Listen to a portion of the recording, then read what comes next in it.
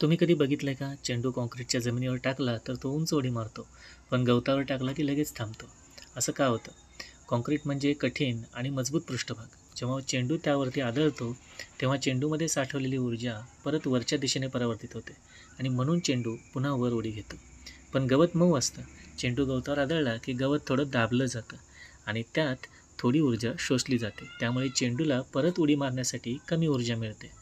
सोप्या भाषेत सांगायचं झालं तर काँक्रीट ऊर्जा परत देते, तर गवत ती शोषून घेते आणि त्यामुळेच चेंडू हा काँक्रीटवर जास्त उडी मारतो, पण गवतावर कमी.